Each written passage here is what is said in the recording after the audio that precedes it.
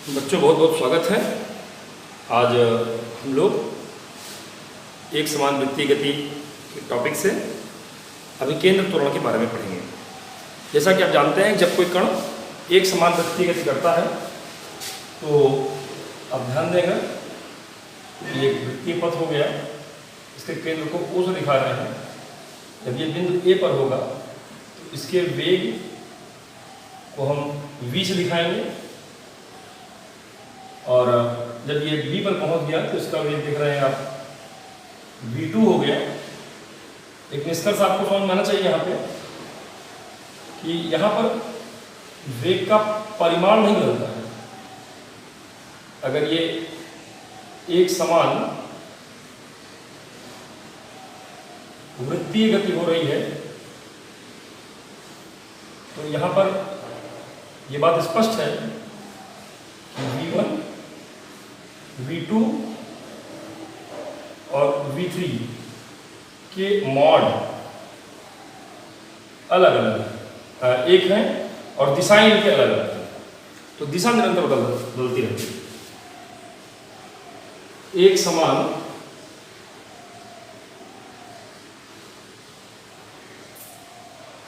वृत्तीय गति में कण के वेग का परिमाण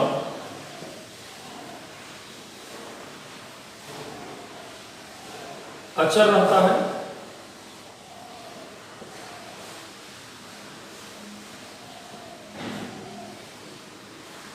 जबकि दिशा निरंतर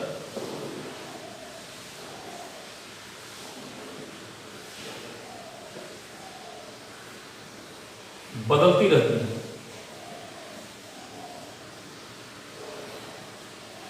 आपको समझना चाहिए कि परिमाण समान है, दिशा निरंतर बदलती रहती है। यह तभी संभव है जब त्वरण वेग के लंबवत हो। स्पष्ट है कि त्वरण वेग के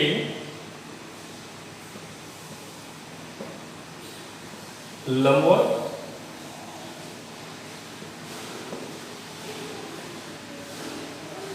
त्रिज्या के अनुदिश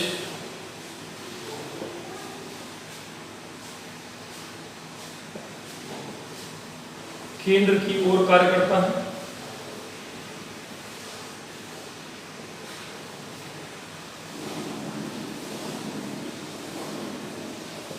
इसे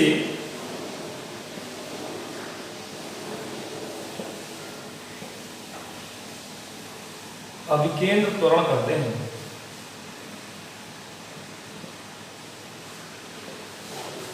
इसे अभिकेंद्र त्वरण कहते हैं। यहाँ पर समझ सकते हैं, देखिएगा आप तो यह प्रवृत्तीय पथ हो गया,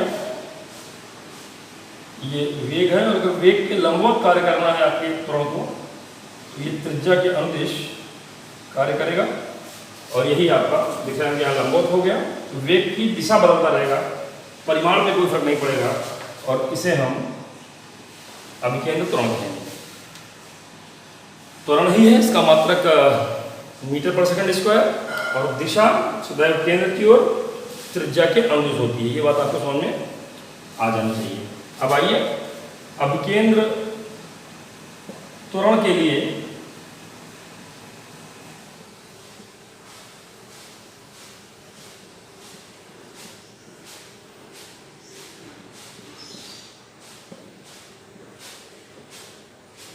सूत्र या व्यंजक स्थापित करें हम। तो यदि कोई कण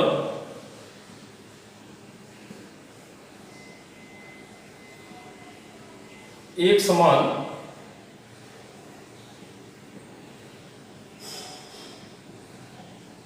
वृत्तीय गति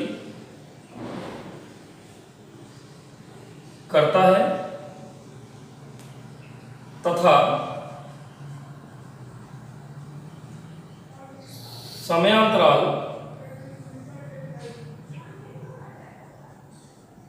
डेल्टा टी के लिए पर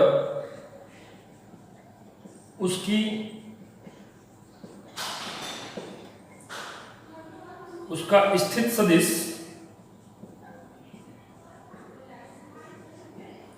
R1 व R2 तथा वेग V1 व V2 हो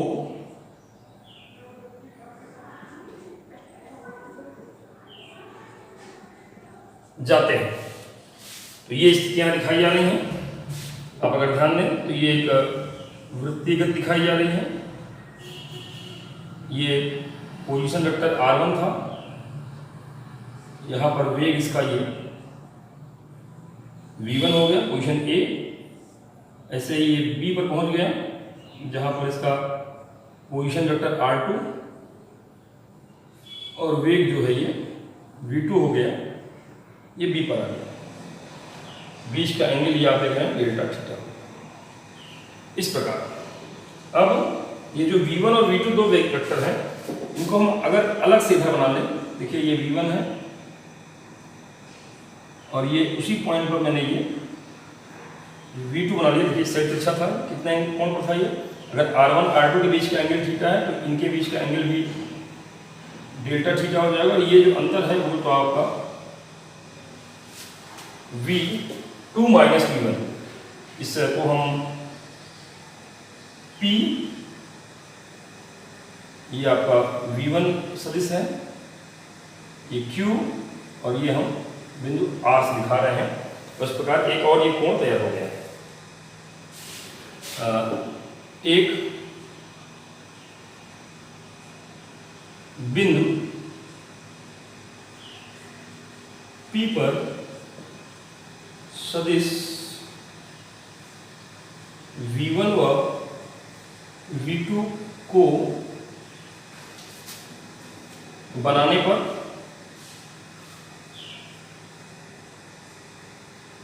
त्रिभुज PQR तथा त्रिभुज OAB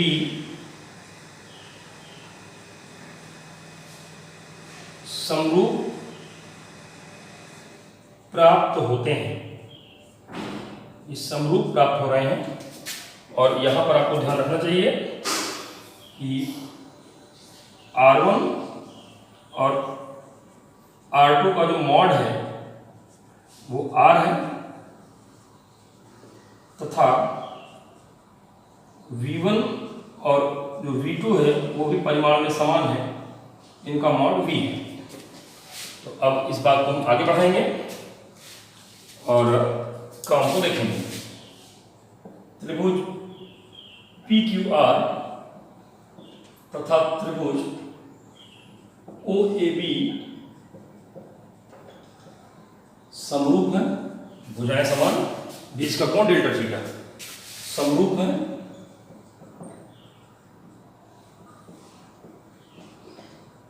इसलिए QR upon PQ is equal to AB upon OA। Delta B by B, परिमाण इसका B है, इसकी V1 है लेकिन परिमाण इसका B है। और यहां पर डेल्टा R अपॉन R, दोनों पक्षों में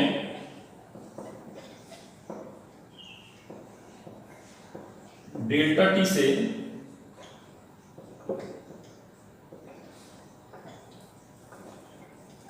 भाग देने पर जहां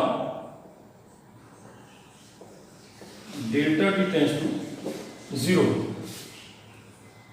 ये 1/b बाहर आ गया, लिमिट कंडीशन लगी हुई है, डेल्टा T टेंस टू 0 और ये डेल्टा B हाई था और बटे डेल्टा T। यहां भी अगर आप ध्यान देंगे तो यहां पर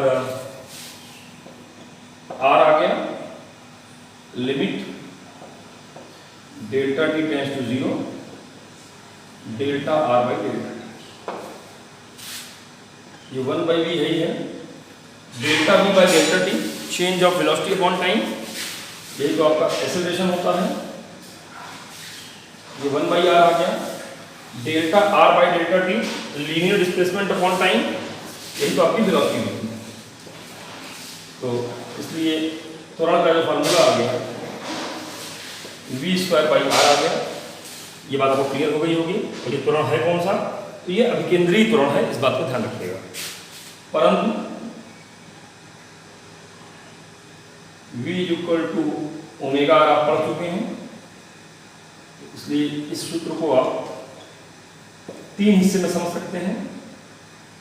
v स्क्वायर बाई आर है, और अगर v की जगह omega square R square, v square है, ओमेगा स्क्वायर आर स्क्वायर रखेंगे तो r कटेगा, तो ये ओमेगा आर रखा सकता है, या इसी ओमेगा को रोक करके एक ओमेगा आर बच जाएगा, उसकी जगह हम v लिखें तो ये इसके परिमाण का सूत्र हो गया। और उम्मीद है ये बात आपको ध्यान में आ गई होगी, कहीं कोई समस्या जो है यहाँ पर आपके लिए नहीं। तो ये अभिकेंद्रीय त्वरण का सूत्र है, यही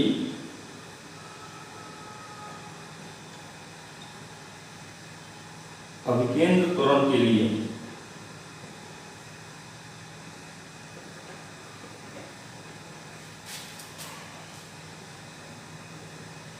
सूत्र है। इसको अगर हम सदिश रूप में दिखाएं तो आप जान रहे हैं त्वरण एक सदिश राशि है और ओमेगा और वी भी सदिश राशि है, तो इसको क्रॉस प्रोडक्ट से मिलेगा मुझको, इस रूप में ये बात हम समझ सकते हैं। तो सदिश स्वरूप भी हम लोगों ने जान लिया। तो अभिकेंद्रीय त्वरण क्या है और अभिकेंद्रीय त्वरण का स्वरूप क्या है, ये बात आपको अच्छे समझ में आनी चाहिए। गुड लक बच्चों, अभ्यास कीजिए, जहाँ जो दिक्कत आएगी वो आप बिल्कुल मैसेज करिएगा और पूछ लीजिएगा। Good luck.